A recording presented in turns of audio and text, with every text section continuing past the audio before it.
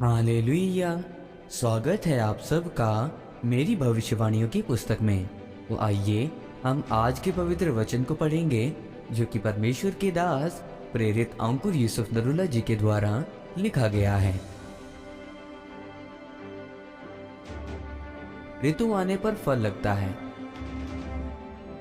जैसा कि भजन संहिता की पुस्तक अध्याय 1 उसकी 3 आयत में लिखा है, वो उस वृक्ष के समान है जो बहती नालियों के किनारे पर लगाया गया है और अपनी ऋतु में फलता है और जिसके पत्ते कभी मुरझाते नहीं। इसीलिए जो कुछ वो पुरुष करे वो सफल होता है। मेरे प्रियो, ऐसा कोई भी व्यक्ति नहीं है जो यीशु मसीह पर विश्वास करता हो और जिसने बपतिस्मा लिया हो और जिसके लिए परमेश्वर की योजना ना हो। यानी हर एक व्यक्ति के जीवन में परमेश्वर की योजना है। बाइबल कहती है कि जो व्यवस्था के ऊपर दिन रात ध्यान लगाता है, इसका मतलब ये नहीं है कि सिर्फ आपको वीरवार या रविवार चर्च जाना है, वहाँ मुझे सिर पर दुपट्टा लेकर रखना है, चर्च में पवित्रताई में रहना है और बाद में आपका चरित्र जैसा भी हो, इससे परमेश्वर को कोई फर्क नहीं पड़ता। लेकिन ऐसा नहीं है। परमेश्वर ने कहा, वो दुष्टों की युक्ति पर चलता है, पापियों के मार्ग में खड़ा होता है और ठट्ठा करने वालों की मंडली पर बैठता है।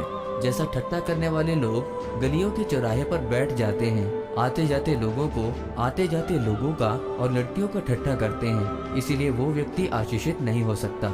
लेकिन वो लोग जो दुष्टों की युक्ति पर नहीं चलता और ठट्ठा करने वालों की मंडली में नहीं बैठता, वो दिन रात ये सोचते हैं कि जो काम कर रहे हैं क्या वो परमेश्वर की ओर से है या नहीं। इसीलिए वो उस वृक्ष के समान होगा जो बहती नदियों के किनारे लगाया गया और वो धन्य होगा।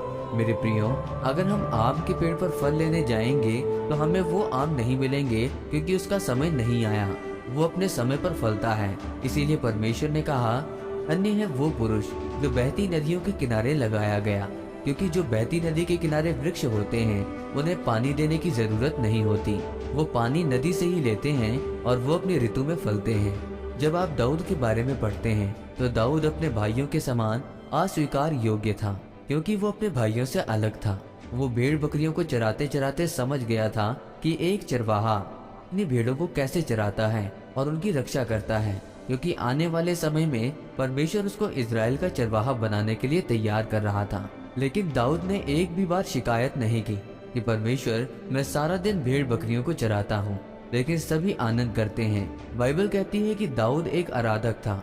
वो सिर्फ आराधना करने से आनंदित रहता था। चाहे उसके भाई ठट्ठा करने वाले मंडली में होते थे, वो फिर भी उनमें नहीं बैठता था। फिर एक दिन समय आया जब परमेश्वर ने उसे राजा होने के लिए उसका अभिषेक किया।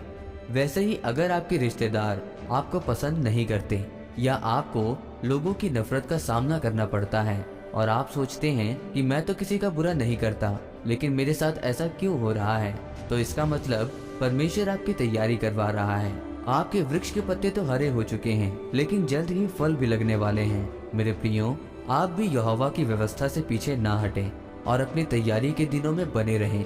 तो इसका मतलब आपके वृक्षों का फल लग चुका है और आप आशीषित हो चुके हैं। आमीन।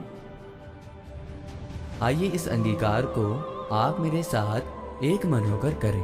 सर्वशक्तिमान परमेश्वर, इस वचन के लिए मैं आपका धन्यवाद करता हूँ। परमेश्वर, मैं ये अंगीकार करता हूँ कि मैं अपनी तैयारी के दिनों में बना रहूंगा और अपने वृक्षों पर फलों को लेकर आऊंगा। प्रभु यीशु मसीह के नाम में आमीन। परमेश्वर आप सबको आज के वचन के ऊपर मनन करने के द्वारा आशीषित करे। आमीन।